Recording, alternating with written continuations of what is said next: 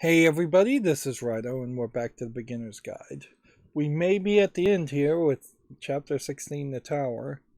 It was revealed in the last recording that, from my perspective, my interpretation is that the narrator definitely violated Coda's privacy and showed his games, his creations, without his permission. And we will probably have some reaction to that now in this final game. We're hearing past tense around Coda, which implies that he is also dead. This game is called The Tower. In tarot card, the tower is a symbol of destruction. Visually, this once again looks amazing. It's interesting, there's this little white reflection on the ground. It might be that lamp, or it might be the character. But yeah, the fact that you're seeing actual reflections being depicted here on this texture, the fact that you're seeing texture at all is just amazing. And again, this is just not stuff I'm sure that the source engine or the source version 2 of an engine could make. And I can't help but assume that this is probably some kind of confrontation, as much as Coda would be capable of confronting the narrator, which is probably not much. Although inherently we're walking back into dark areas. And this is where I have trouble saying anything meaningful about Coda's work. Because more than anything else, the tower just feels distant.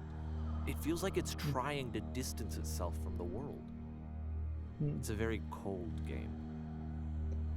Well, Coda had always tried to be very distant from the world and has succeeded at it quite effectively until the narrator showed his code without his permission. The narrator, notably, though, is not really saying that he even told Coda about showing his code. The assumption is that that probably is the case, or Coda would have figured out anyways.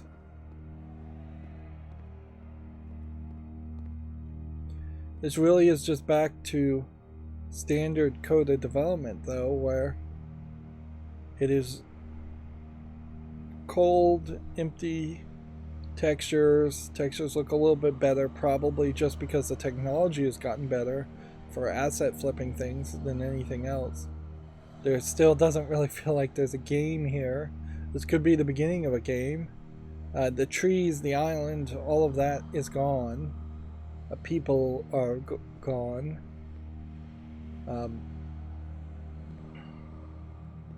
You can see some anti-aliasing glitching on the textures. Some of that would actually be in the actual engine of this game, with just having the anti-aliasing turned up really high. Yep, it's not to be not a terrible hallway, but you'd almost want something more for it. You'd want giant banners with symbols on it, or hieroglyphs carved on it. Some proof that life actually existed here and it isn't just this empty world.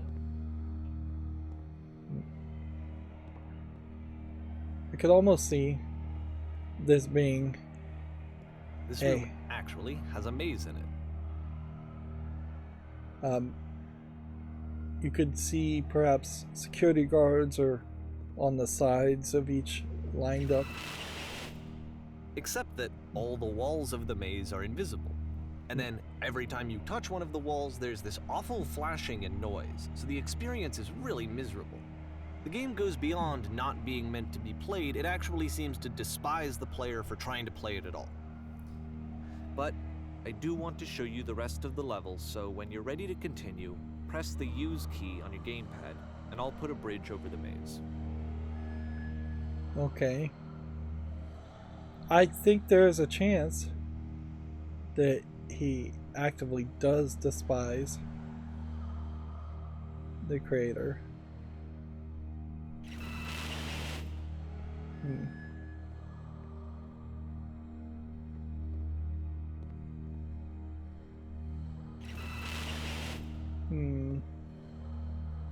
I don't know if there's an actual maze here.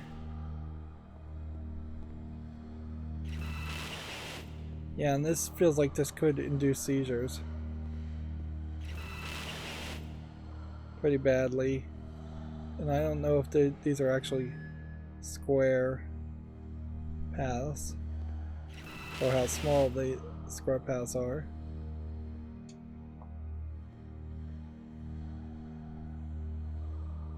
Alright. This texture here also is asset flipped. So we know that they're willing to do both. It's been a long time since a maze was used, but that's once again pretty bad way to design a maze. They have the walls invisible and seizure inducing. And to be fair, it's not like this is the first game that's needed some modification to be playable. Like the house cleaning game. You know, that one used to actually loop the cleaning chores and you just cleaned a house forever. I had to cut it off so that you could exit the house and the game would actually end. But that game had an idea that it was actually trying to communicate. What's the deeper idea behind the invisible maze? Yeah, in a lot of ways, the narrator just feels entitled. There's just this huge self-entitlement here where he's modifying and cheating his way through his friends' games, not experiencing the experience that his friends wanted him to actually experience. So, yeah, Coda's games suck, but that might be the point. He may be a avant-garde genius game developer who was making sucky games to experience crappy games as they are. And the narrator is just not getting the message at all. And he's just going, oh, well, this has a bug in it. Let me just put a bridge. Let me just cheat. Let me just go forward towards the end. Maybe the point of the game is that you don't have to get to the end. We constantly see in these games, as we've experienced them, us getting to the end. And what do we get rewarded for when we get to the end? Basically nothing good. We see crying women. We see ourselves shooting the machine. We see a street light over and over again that doesn't matter.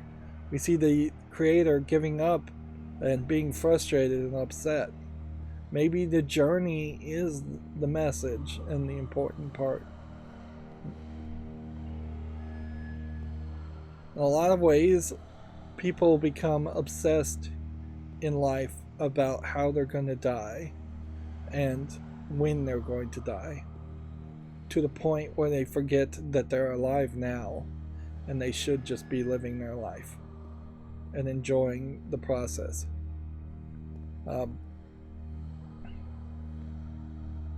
And that's a message certainly I could take from some of Coda's games, as they seem to be designed around not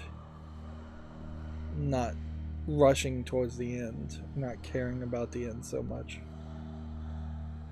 The only way past this challenge is to randomly guess the 6-digit code. Like the invisible maze, it's frustrating to me, because it's the opposite of everything else that Coda has made. It doesn't encourage thought or engagement. It doesn't ask anything of me, except a lot of my time.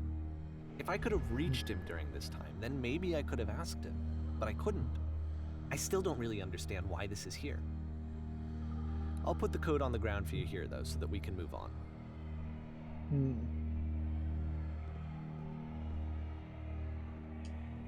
It almost feels like you can't pull a trigger until it's already inputted. Yeah, it almost feels like maybe this code in this game is designed to be the game that lasts forever. Maybe not out of hate, but as a way to say, hey, I know I'm going to potentially die / kill myself, but I want you to still have something of mine I've created and enjoyed it.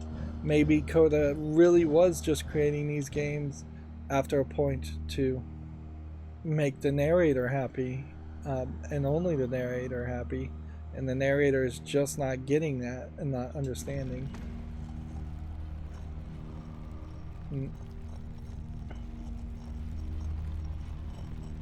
Now, in the Stanley Parable, there is a terrible achievement where you have to play a game for like over an hour, pressing a button over and over again, with an annoying baby crying and babies and puppies moving on a conveyor belt towards flame. They're all cardboard characters, but in that it is a much better commentary on what is actually a game and what crosses the line to be annoying and just ridiculous.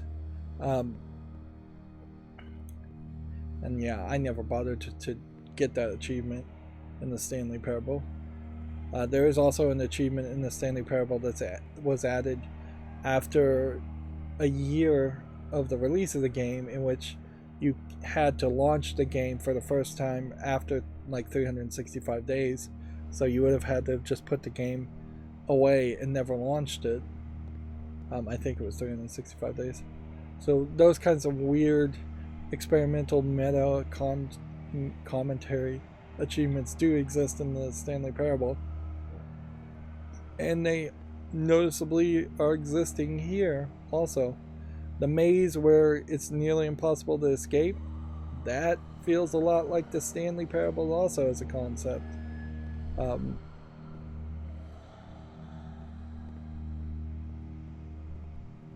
So yeah, if this is the beginnings of the idea of what the Stanley Parable was, and it was stolen from Coda, that would make some sense. The switch to open this door is actually on the other side of the door, meaning that it's literally impossible to solve from this side. So even if you somehow brute forced your way through the first two challenges and you got to this point, there's actually just no way to progress. And it's scary for me, the idea of Coda cutting himself off entirely, just saying, you know, that's it, that's the end of the conversation, not giving me any way to fix the problem. Yeah, the narrator is obsessed with... I guess, when I can't fix the problem. He's obsessed with fixing Coda. I can open this door for you, so let me do that.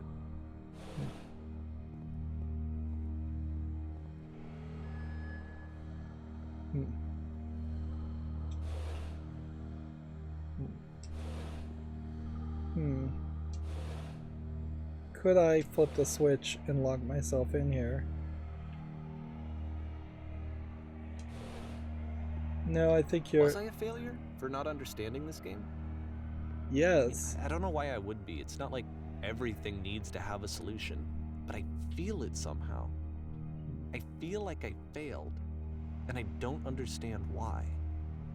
Fairly obvious that he failed as a friend and failed as someone trying to understand the messages that Coda's trying to put in his games. At a certain level, even now, I'm willing to be less of a critic around his games sucking, which they still do suck, certainly, because it does feel like there was more of a message here. Which, at a certain point, you might just want to hit pause and think about this. Has this game brainwashed me at a certain level, or tricked me into thinking that there was a lot more message in the previous Coda games than there actually were? And I think the answer is yes. I think I am getting brainwashed and tricked into believing that. I do believe there probably are some messages in this last game, but when you think about the spaceship game that's really just a vertical slice, and the dozen or so games after that are barely anything, that there's not really a message there. The emotion tied around the narrative in my head has gotten too high, and objective perception is being reduced, and I'm starting to take more meaning from this game than I really should. I remember, it's June of 2011. I'm playing this for the very first time, and as I'm playing, I'm thinking to myself, I don't know this person. I have no idea who this person is. It wasn't the guy I knew, it wasn't my friend. I had come to so many conclusions from looking at all of his work up to this point, and then suddenly none of them... Yeah, I don't think he did ever know this person. You can't jump off the ledge here. Yeah, he never knew Coda. He knew what he assumed around Coda. And no person truly knows another person, certainly. But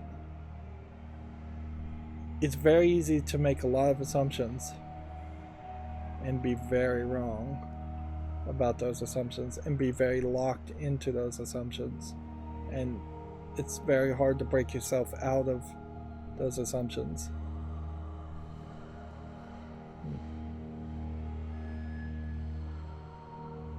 If the tower does mean destruction here, this does feel like an effort to straight up destroy the perception or the relationship. That was the thing. For years I was trying to get to know him, to understand who he actually was and what he stood for. I asked him so many times to please just tell me what his games mean to him. I asked him please to tell me what the 3 dots mean. And he wouldn't.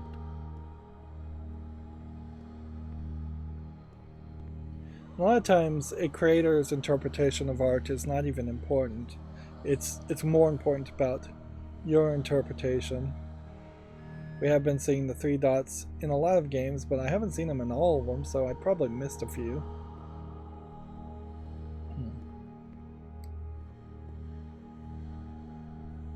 Here we have a wall of mazes and stairs again. If the narrator is Coda, again, that is a possibility. It seems less likely now. This really just speaks to the narrator not understanding himself and where his ideas and creations come from. Potentially even have to the point of having a split personality, or just straight out blackouts and psychotic events. Like blacking out programming an entire game would be quite the accomplishment, certainly, for a mental disharmony.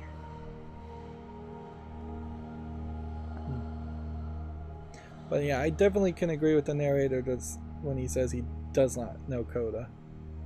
I don't know if I personally know this character Coda either, but I can criticize this game compared to the commercial products of other video games, and I still am very much at the point where I just felt so strongly that if I could have not good games, that if I could have somehow made his work my own, that I would finally be once and for all happy. It was that I needed to see myself in someone else. I needed to be someone other than me. But he stopped and left, and it felt somehow like I had failed. Yes, this definitely feels like a confession that he stole the work and showed it to others as his own.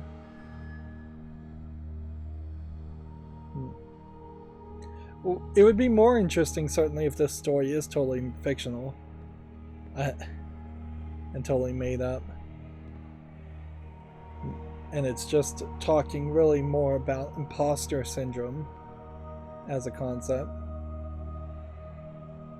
Although it's not a very good story if it is talking about imposter syndrome, because I don't think hiding it under a facade throughout the experience of the game is useful when talking about something like imposter syndrome.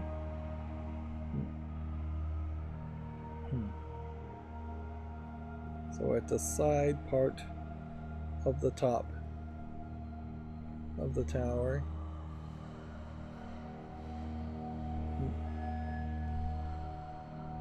And we're hearing machine sounds, factory working sirens.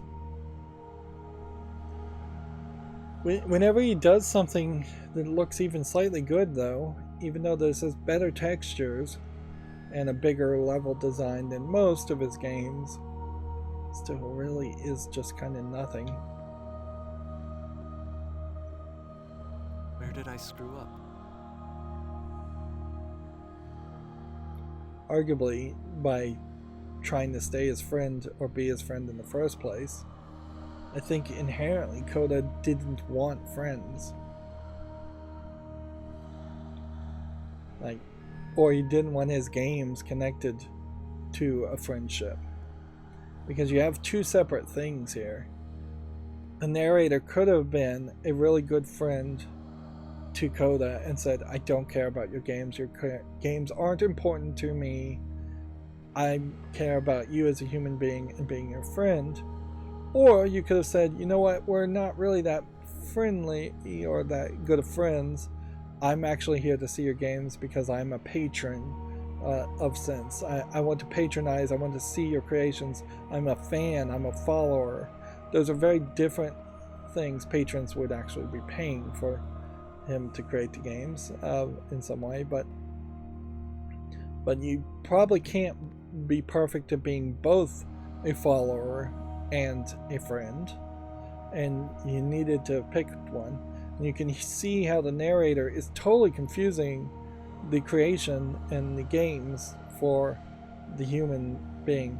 He has not said anything about Coda personal, as far as his parents, his friends, his family, where he lives, his life, how rich he is, how desperate that he is. He hasn't said anything at all. He's tried so oddly to relate through the art and the art alone, and think that would be a foundation to creating a relationship with somebody when it really isn't. That's what obsessive fans do, who are like fans of young adult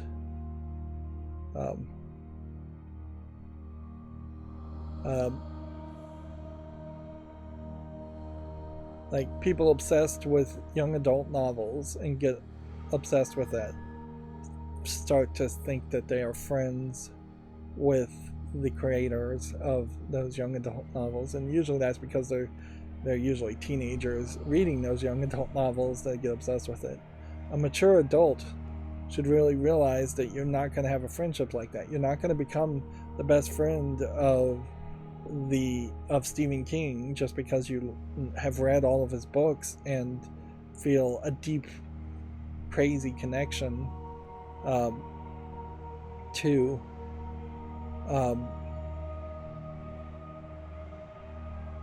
the Stephen King author.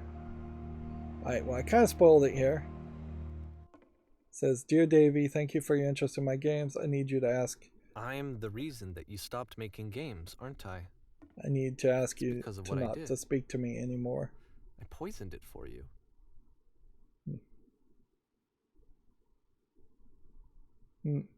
Although notably, you couldn't have gotten to this point unless you cheated. So even in this, there is a message. You would have never been told this part unless you cheated his game up until this point multiple times. You could have stayed his friend if you had just given up on the game. You could have kept commenting, talking to him. He gave you outs over and over again to say, I can't get through this invisible maze without cheating. I can't get through the random digit timer without cheating. I can't get through the locked room without cheating. Every single puzzle here is totally designed to let that friendship survive. And the poisonness of cheating his games, the poison mentality and entitlement that you should cheat his games, is what's killing Coda. He's upset specifically that the narrator cheated. He's probably upset that most people cheated through some of his games.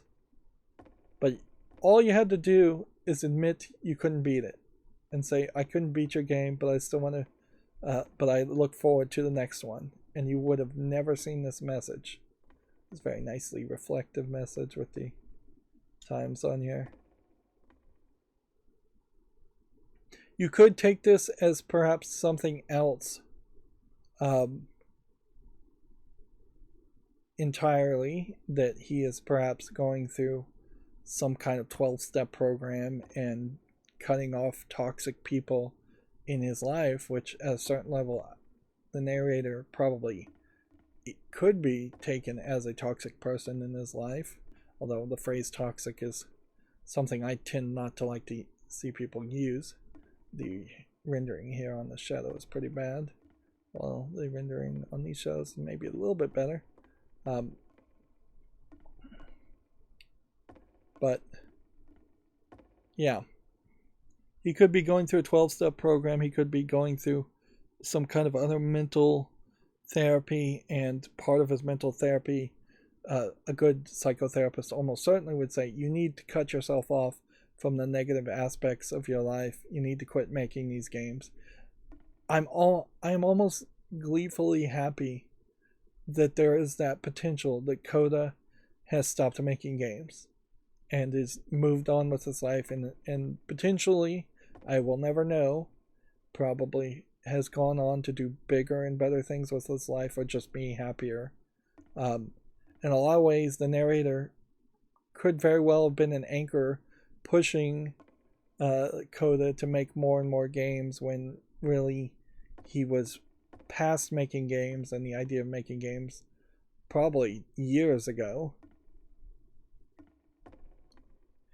But yeah, he set himself up for this dissolution of the friendship. And frankly, even here, you can be selfish and just pretend like you never saw this. Unless the game and the app itself calls home and tells them whether you've reached this point, you could just say, "Oh, I never actually beat your game. But I can't wait to see the next one," and continue your friendship at that. I don't think I ever told you this, but when I took your work and I was showing it to people, it actually felt... it felt as though I were responsible for something important and valuable.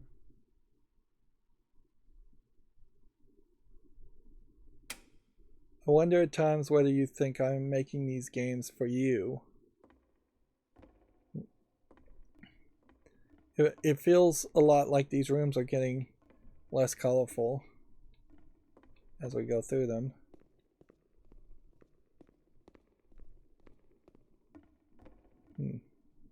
No, it just seems like there's always one orange and then gray. Orange had always been kind of more of the, well, yellow had been more of the positive response in the dialogue, and gray had always been the negative.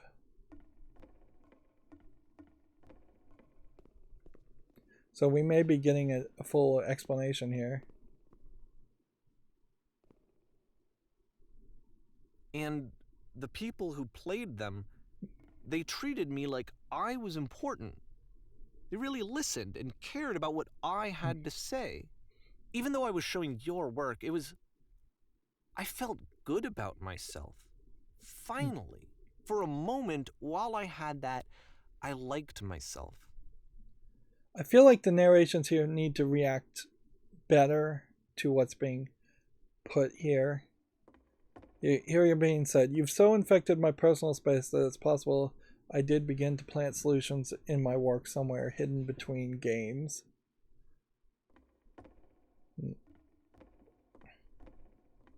But yeah, he never wanted his games to have solutions.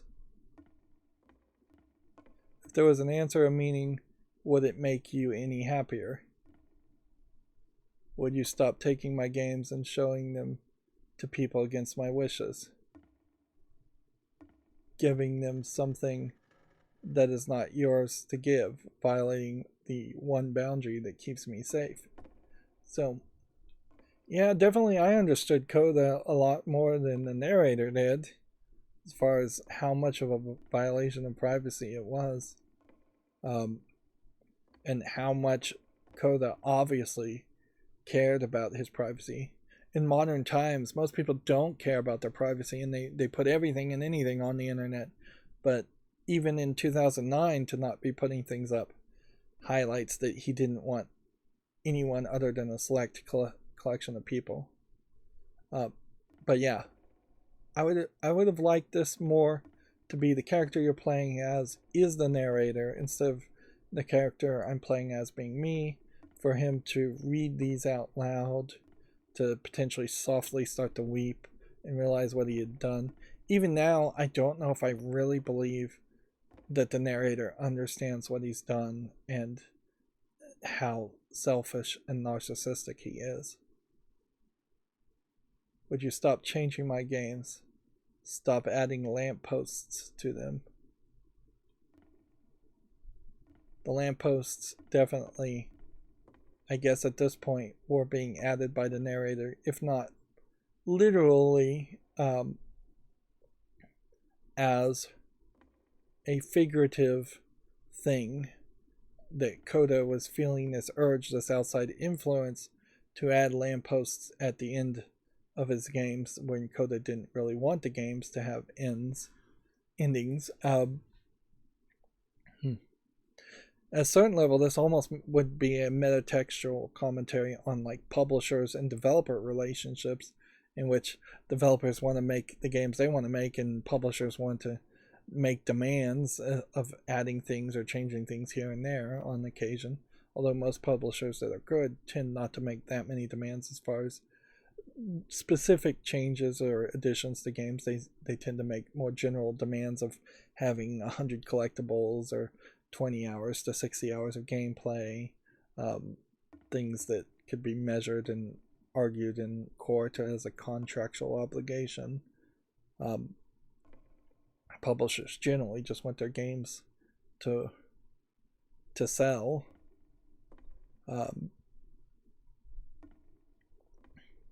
Yeah, if the narrator was literally adding lampposts to the games, then we really haven't even been experiencing the experience that the codec made, which has often been the case.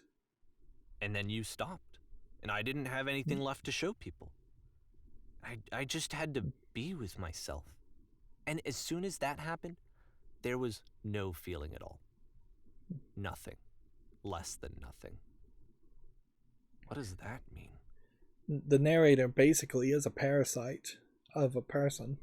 He's been feeding off of Coda's creations this whole time and trying to make slight changes without permission, but it's not a creative improvement as much as it's just trying to have your influence. So the narrator feeling like nothing makes a lot of sense, because he kind of is nothing. And that's funny to say about somebody who claims to be the writer of the Stanley Parable, but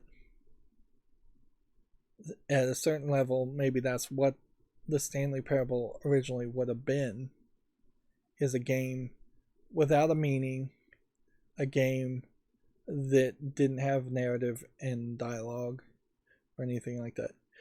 Inherently, this narrator never offers anything as the story is told to us.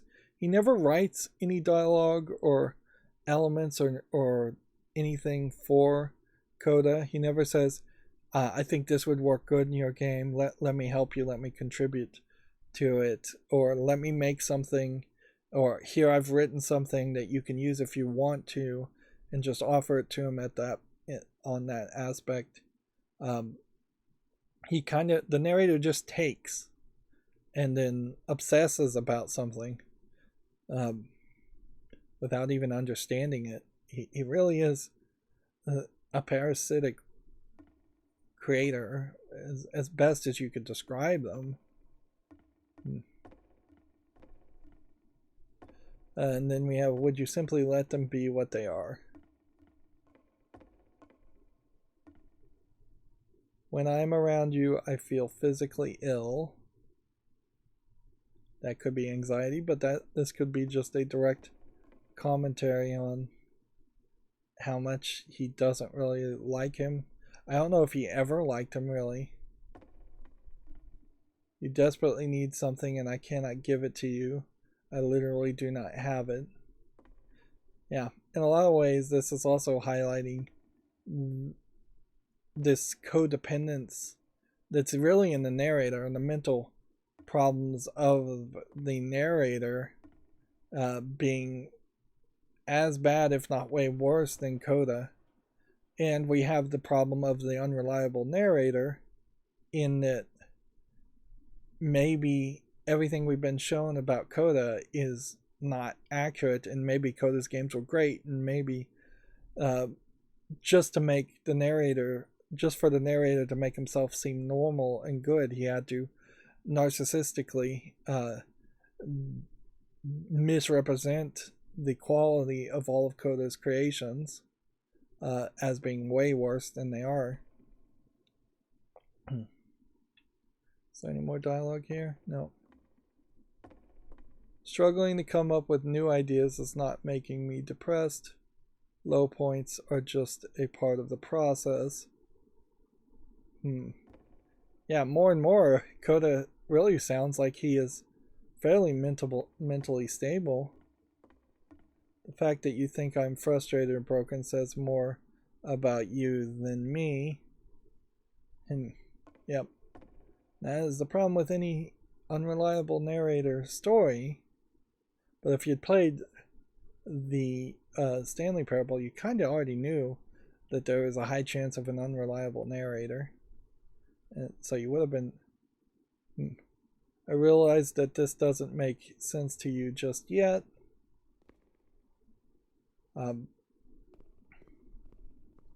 Which is fine, you're not my problem to solve.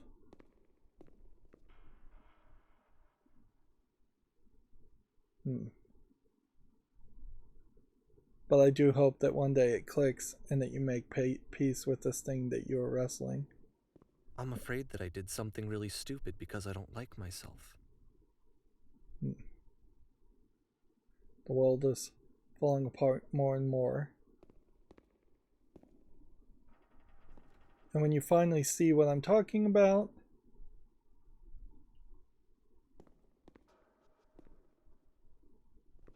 don't say anything. Which, if anything, this entire beginner's guide is him saying something and trying to get the last laugh. So if the narrator really is the creator of this game, he's still a narcissist, and he's still not really getting it, because the don't say anything part here is getting ignored. Yeah.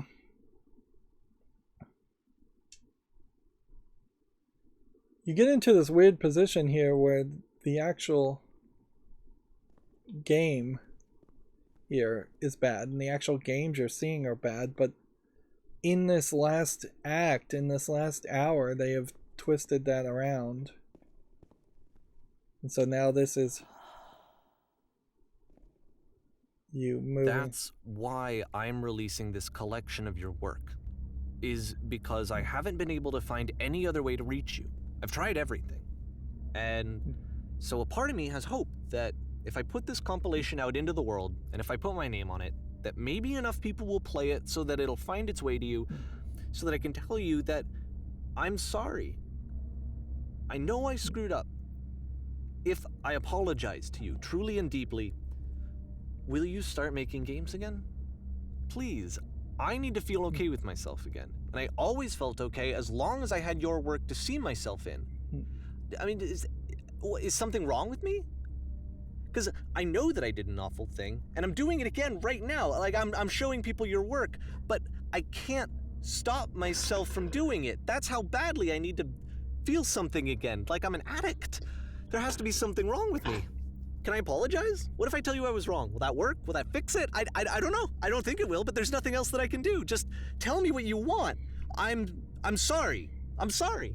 Please. You're moving slowly closer towards the door, Please, by the way. help me. Please give me some of whatever it is that makes you complete. I want whatever that wholeness is that you just summoned out of nothing and you put in your work. You were complete in some way that I never was. I want to know how to be a good person. I want to know how not to hate myself. Please. I'm fading, and all I want is to know that I'm going to be okay.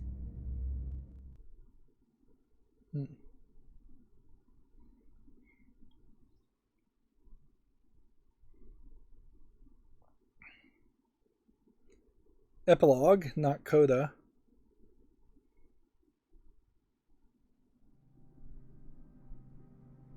I'm looking upward, and I guess this is much nicer and much more signs of life as a design of a level. I don't know if this is actually supposed to have been made by Coda. I still don't know if I believe Coda is real, but inherently the narrator More is more love, more praise, more people telling me not getting it. Always more. It's like a disease. Again, the technology to flip assets is just better, so this looks better, looks nicer, but it's still not really a game so much. So screens here. And I think the point is to have big empty room that could be filled with more stuff. Door doesn't open with me pressing X or A. We've never seen really a train as an object or train station. We really haven't seen clocks, but we have seen lampposts. And I guess I'll take a risk here of walking over here to see if there's something here when there really isn't.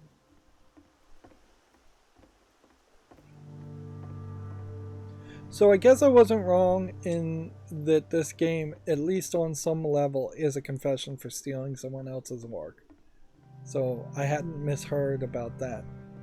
The question does come down to whether any of this is true, or whether this was just an intriguing story that he felt the need to write. I can't read anything that just looks like it's a minus sign.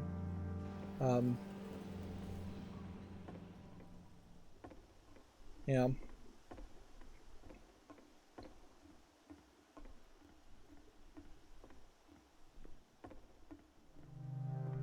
It's not a good message per se as far as how to not be a parasite.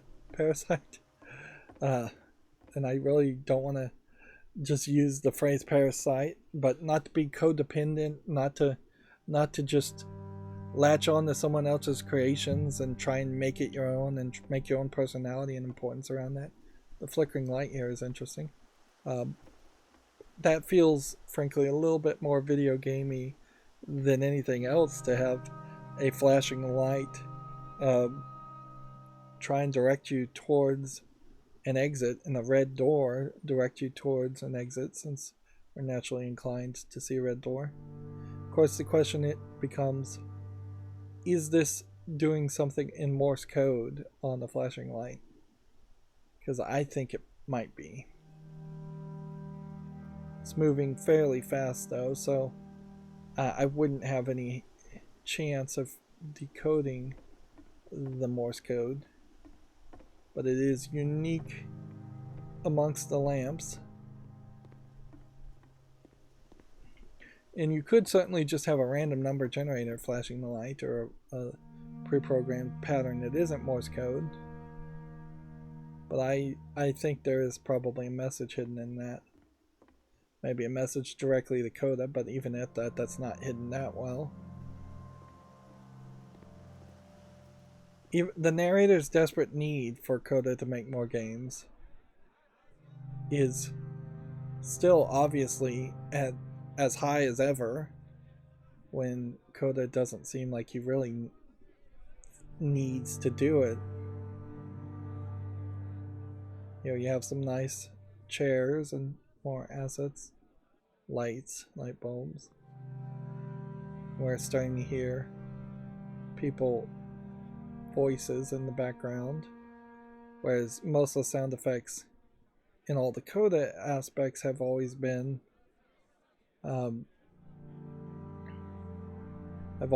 just more machine-based sound effects, except for the crying woman, which I don't know if we're going to get a real explanation for that. I don't know if there really were explanations for most of Coda's games. I think they were just supposed to be Solution. random thoughts, random ideas. Just, I can do this quickly when I have a free time. It's a very different story if you told me that Coda spent, say, a weekend making a game and then was busy for the rest of 6 months, and that was why only one game came out in 6 months, versus Coda spending his entire life of 6 months making a game.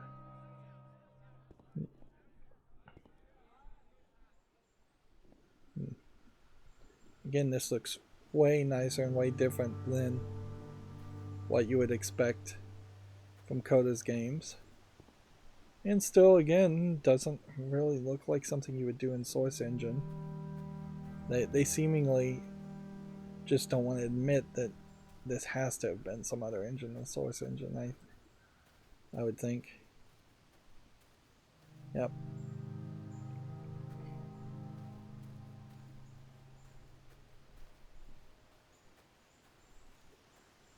Giant house. I guess if someone had told me ahead of time that he just really enjoyed making prison games, maybe I wouldn't have thought he was so desperate. I wouldn't have told so many people that he was depressed.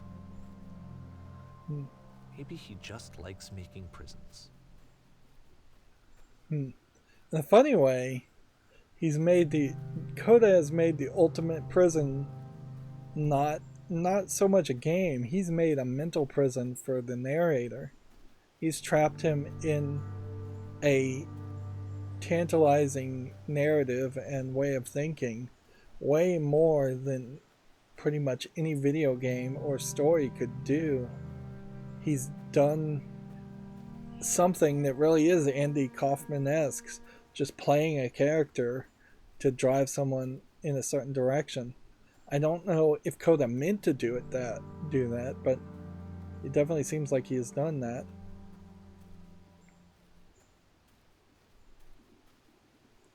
Yeah. And we're definitely being told that the narrator was, again, violating Coda's privacy by making assumptions and claims that he was depressed when the narrator clearly is not a qualified psychotherapist to diagnose that. You can say it's your opinion, and certainly as a critic, I think I probably said it was my opinion that Coda was depressed or had anxiety, and I guess I have to point out that I wasn't qualified to do anything other than make an opinion that it felt that way. Inherently, my problem with Coda or my interpretation of Coda's performance as far as making games, is very different than the narrator's. The narrator came from this perspective that Coda's games are bad. As a video game critic, I come from the perspective that Coda's games are... reverse that. The narrator came from the perspective that Coda's games were good. I, as a video game critic, come from it that his games are bad. Even this, if this is a Coda game, is still a bad game. Inherently, as a critic, I might be a little negative and not generous in any way as far as cutting people slack.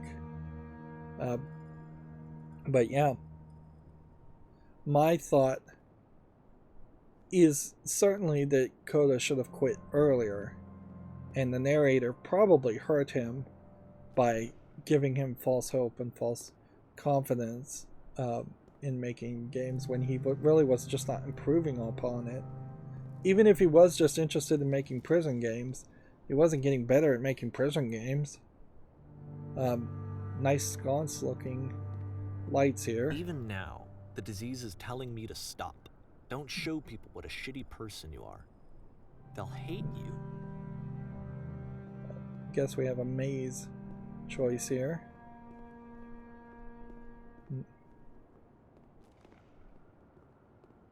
There's more dirt showing up. It's not so much a maze as it is just empty rooms.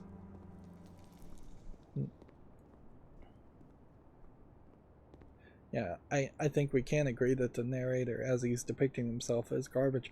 Although that might also be false narratives. For the sake of the story, everything could be false and unreal. Here you have a portrait that's missing a painting.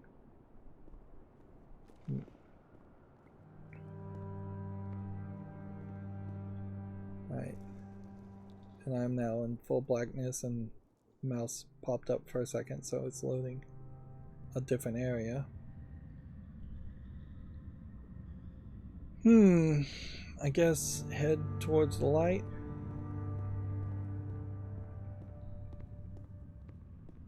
This might be a representation of what the narrator could create. Basically nothing. Darkness, emptiness, caves, maybe an occasional pillar. If I knew that my life depended on finding something to be driven by other than validation, what would that even be? It's strange, but the thought of not being driven by external validation is unthinkable. Like, I actually cannot conceive of what that would be like. Yep.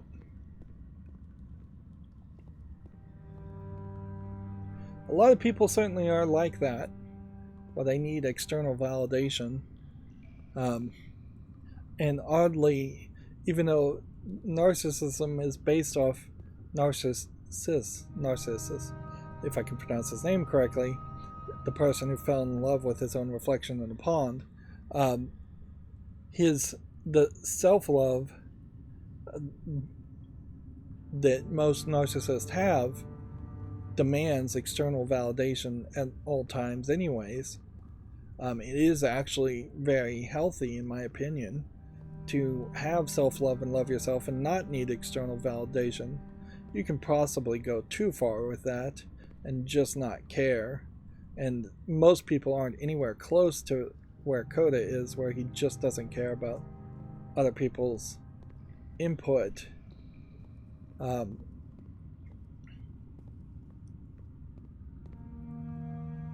even as a YouTube content creator, I have a level that is higher than Coda does, where I do forcibly, because of the YouTube algorithm, have to care about other people's reactions to a certain extent, but I have also been fairly good about not trying to be guided or led by other people's desires and opinions.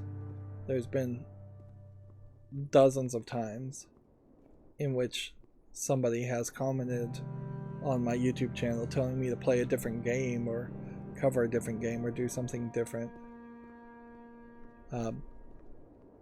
And if I had gone that way, it would have felt like a bit of a betrayal of myself and my own desires.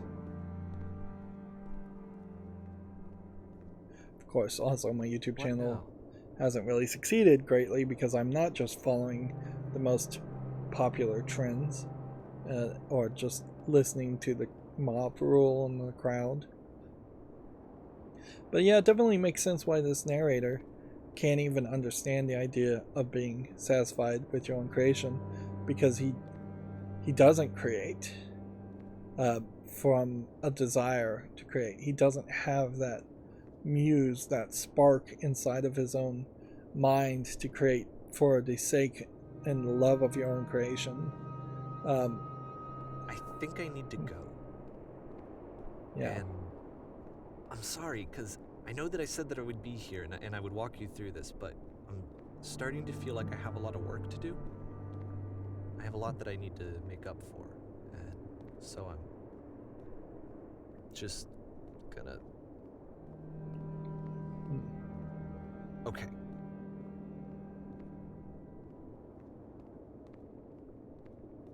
Yeah.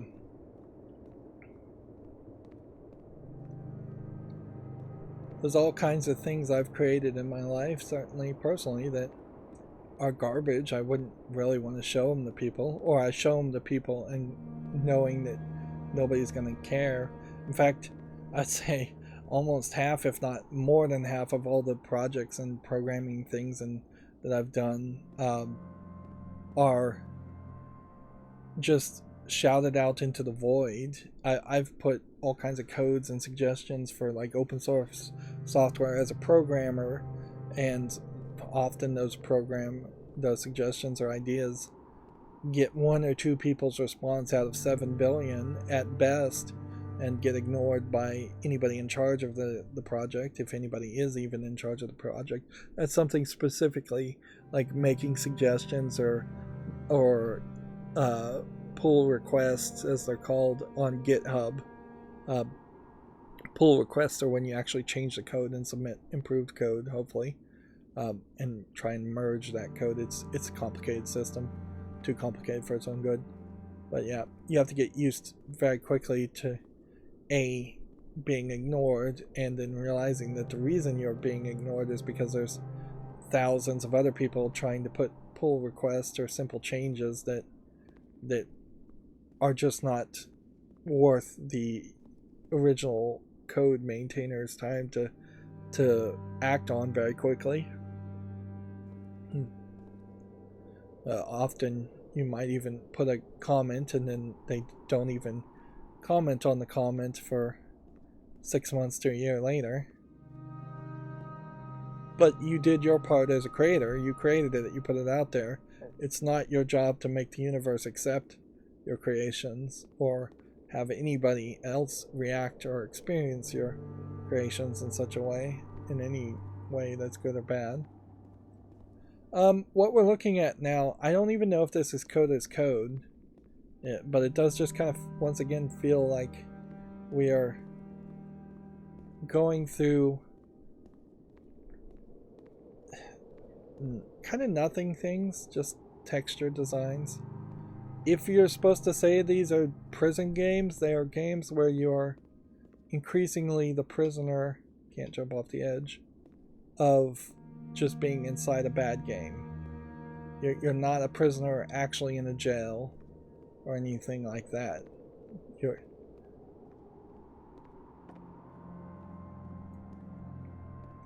And yeah, I don't think there is ever going to be any meaning to these rocks or anything like that.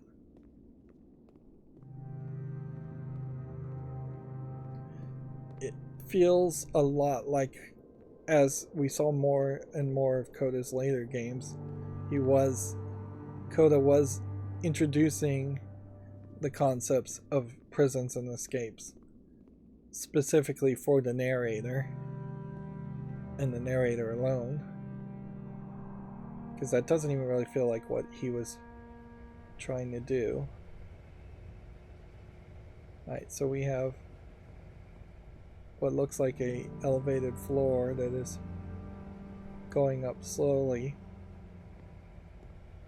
And I guess we have to choose to go through this door, although arguably the right message may have been to wait until it went all the way back up to the top. Although I guess not, because it stopped. And then we're back to just very repetitive textures in this wall, and nicer textures, but still repetitive textures in this area. I can't help but feel like this section in particular is trying to be thoughtful and give you time to think about the events of this game. As a video game critic, since I've been talking out this whole experience from the beginning, I don't feel like I really need that much.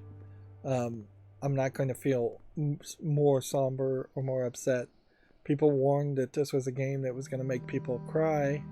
I'm, as a critic, probably pretty cold and immune to that, so I'm hardly really upset by this turn of events or twists. I'm also someone who enjoys a good mystery, so I've been questioning potential outcomes of this game throughout the beginning of it, most of which I I was saying out loud, so this isn't a super surprising twist. I didn't really see the idea that the narrator was really the one with the mental problems so much, but I did see that Coda was going to eventually quit making games. And I'm kind of happy he quit making games. Now, what do I hope for the narrator? The sad truth is, if he really is a narcissist, like medically diagnosable with narcissism, then there's very little hope for him, ever. There literally is just not a known science to cure narcissists, because you have to want to get better, and actually diagnose narcissists really can't get better by that much. You can make a little bit of progress with them, but I have not seen any major progress with them. It's basically uncurable.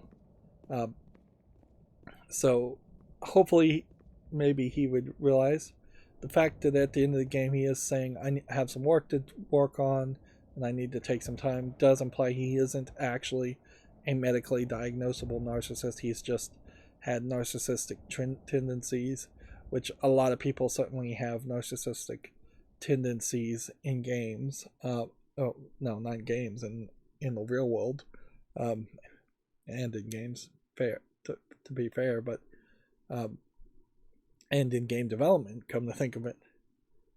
So, but inherently, this game is also being sold for money, so if this is a real story, then not only has the violation once again been done, the creator is now profiting off the violation,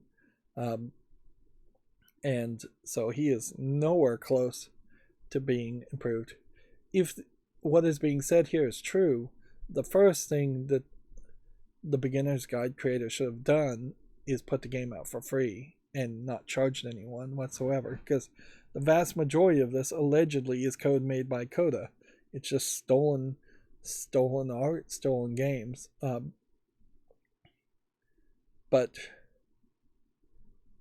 no, it's still the same situation where the narrator, if the narrator is the actual creator of the beginner's guide, is profiting one way or another, financially in this instance, but emotionally in previous instances, off of the work of someone else, off of violating the privacy of someone else. And we're getting at the end of this laser beam, which was the end of the first game, in which you had to step in it and kill yourself. And that first game wasn't really a prison game so much. And the idea in the first game of killing yourself to save others wasn't a terrible thought. So I guess the question is this the narrator potentially saying that he's going to kill himself? I wouldn't even believe it if he was trying to make that claim, nor would I really care. And I imagine we'll walk in this and it will glitch up and have us fly. Sounds like we've got a different zapping sound. And again, if you were a good programmer, you would know why your character is just randomly flying upward. So you have this giant labyrinth, which I imagine this was not handmade, and a giant star field, which looks way bigger as a star field than any of the previous star fields. And it almost starts to look like a brain as you ascend towards the heavens. It doesn't really mean anything to me, though. And as far as rendering this many lines, yeah, it's not that hard. I can definitely see some visual aspects and problems with rendering this many lines in the far distance, and they've stopped really having us fly up as fast to match the music.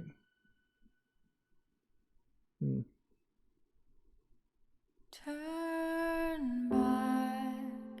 for our Turn back from this cave. You said, let me prove that I'm brave. Let me keep going. But the cave goes for miles. So now we've got some music by somebody else than the narrator. And some additional thanks to several other people.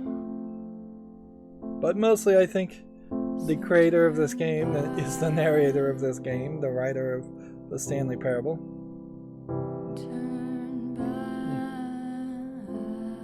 It would be hard to believe that this is actually a metaphor for stealing the ideas of the Stanley Parable, though, although that final game does kind of feel like some concepts may have been lifted or borrowed or copied.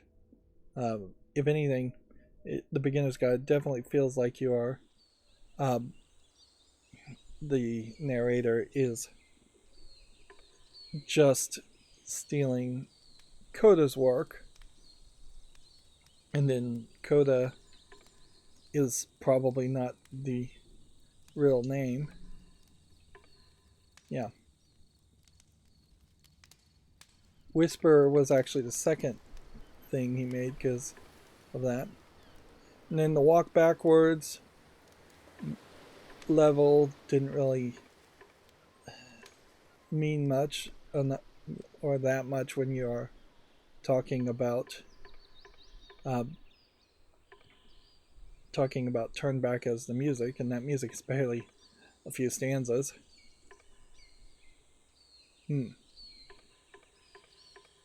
So let's go over this for a second, but there really isn't a lot more to say. I think the story is pretty straightforward, and you're going to be left determining whether there ever really was a Coda or whether this narrative is true or not. You definitely had an unreliable narrator, but do we have a double unreliable narrator to say this entire game was fictional? I almost expected in the credits for it to say this game is entirely purely fictional just because lawyers would require that. Or for it to say this is entirely factual from my perspective and this is a confession. So clearly Coda was just making games and experimental things for this first level, Counter-Strike Go level, and Whisper. Those are straightforward games. He starts to get more narrative and experimental in backwards, but even in Whisper, there is the thought of nobly sacrificing yourself to save others. It's, I think, somewhere between Whisper and backwards and entering that Coda decides to do his Andy Kaufman-esque avant-garde art piece. Once he made entering, he is committed. He is saying, I'm going to present myself as something that I'm not really in my games because I've got this parasitic person who he may very well have hated from the beginning as soon as they met. And I'm just going to screw with him, and I'm going to do it in the most creative, artistic way possible. And so he's planting this seed, he's whispering into the ears of the player that there will be stairs going up and down always, that there will be a puzzle, and that the levels will all be connected. Now, inherently, I think it's a case that when Coda got word that the narrator cheated in Whisper and got past the bug and cheated in the maze, that's probably when he started to hate him completely. I think that was totally the idea. We start to see a lighthouse, I think maybe in the puzzle, but we definitely, I think, start to see the lighthouses in Down. And it's not until Down, really, that you start to see prison games and craziness and more prison games and obsessive cleanliness. Again, each of these, I think, had some level of cheating happening in them. If not everyone, House definitely had some cheating in it. Some of these games may very well have been even hints to the narrator that this is what that this was all just a facade being pushed in front of him to trick him. The lecture, for instance, showing someone who is presenting a false narrative and a false presentation of themselves. It's so on the nose, it's pretty obvious. But then you also have things like the theater where the character says he wants to be an animal photographer out of nowhere. And yeah, it's all just a multi-year scam. And it's not even that multi-year. Like, you start in 2008, so you're just enjoying every now and then screwing with this person a couple times a year while making game jam games.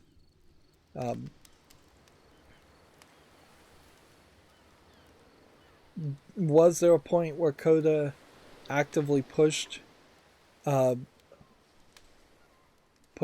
narrator to share his code? I don't think so. I don't think there's a secret seed or a whisper in the mind of doing that. So I think at a certain point it was him probably just screwing with him, presenting crazy games to to someone who is his frenemy or friend. And it wasn't until somewhere around this point that the games start to get really desperate, in the sense that he has realized that he's not in on the joke at all. ETMINTLHENDESPEBWI.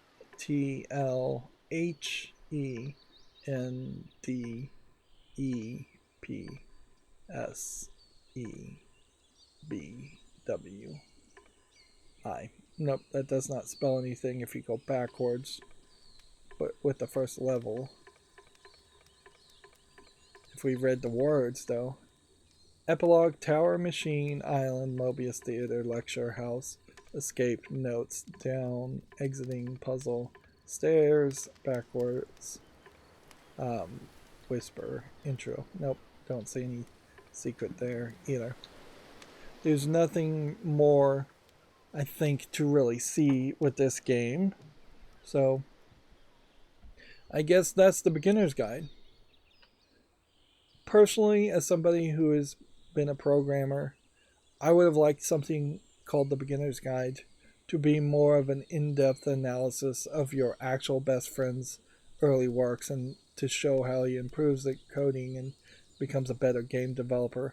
I would find that more enjoyable. This is effectively a narrative story that is great if you make it to the end, and pretty awful if you stop 2 hours away from the end. It definitely, as a game, is manipulative and wastes a lot of your time to tell you a narrative by making you play some really awful games. Awful games that I don't 100% believe actually ever were created by anybody actually named Coda. I feel like, as a video game, this has to be rated a lot worse than the very positive that it has on Steam. Because as an interactive experience, it's not that good. As a walking simulator telling a good story, it's great. But as an actual video game, it's awful. And there's no way getting around that It's way too long for its own good, and it doesn't give what you would expect from most video games as far as a nicely packaged in a box wrapped with a bow ending. It just leaves you with kind of this sad tale that your mileage will vary drastically whether you actually care about other people uh, doing something bad to other people that may not exist. Inherently, I said in the middle of this series that humans often are pushed to care about fictional characters and tie their emotions to fictional characters too much, and it you potentially start to think something that is started off as being presented as fiction, that it might be based on reality, that it might be autobiographical and not.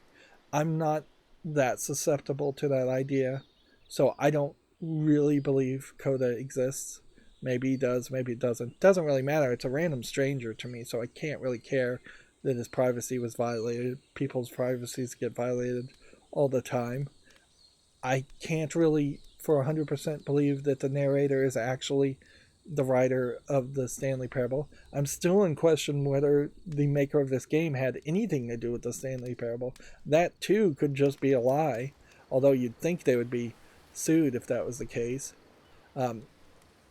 If everything is fiction, then the writer of the Stanley Parable made a bad game in the beginner's guide by showing you a bunch of other bad games and trying to hide the fact that they're bad games by putting a narrative around it, and that's very believable.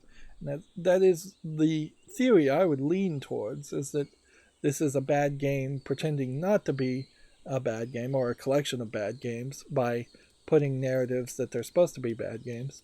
But even in that, there is a level of ego in which he says these bad games are good games, and that's just not something I could really believe. You could have definitely fixed this by making it shorter. You definitely could have fixed this game by having more random puzzles instead of one simplistic puzzle. You could have definitely fixed this by having the narrator perhaps be an actual person on screen instead of just a voiceover, or you show flashbacks or ghostly images of conversations and interactions between Coda and the narrator. Put some more human life in the game, make the game generally just look better. But then that maybe hurts the narrative somewhat.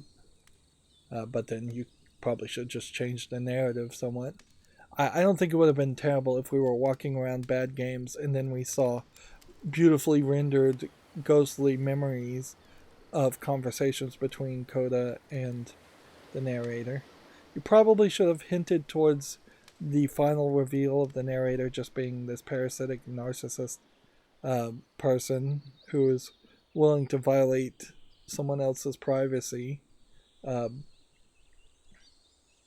They don't even really emphasize the fact that that tower final game literally was designed to be a last gasp effort to save the friendship. The narrator doesn't even understand that, doesn't get it, and the player hopefully understands that and gets that. But I can see people also not really realizing that had you not cheated the puzzles 3 times in the tower, you would have never seen the ending part that says, "Let's stop talking to me."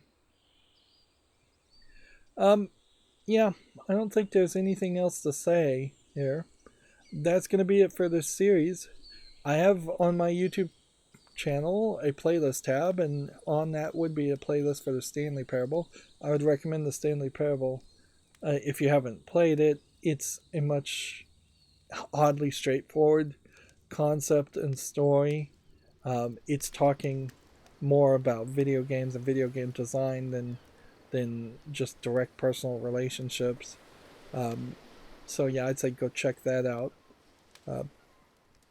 But yeah, this is a weird game that I don't think I'd inherently suggest to people unless they were just looking for something very out there and very narrative based. And arguably maybe there are better walking simulators and visual novels out there that tell better stories, or at least visually look better. Almost every other walking simulator out there looks way better than half of the Coda games did. But yeah, that's going to be it for this series. As always, I ask you to like, share, subscribe, comment, and watch every second of my videos. If you want a friend or follow me on any social media sites, there's a whole bunch of links down below. And if you want to support me further, there's a link to Patreon, or you can friend me on Steam and get me a game off my wishlist. Thank you for watching. Have a good evening.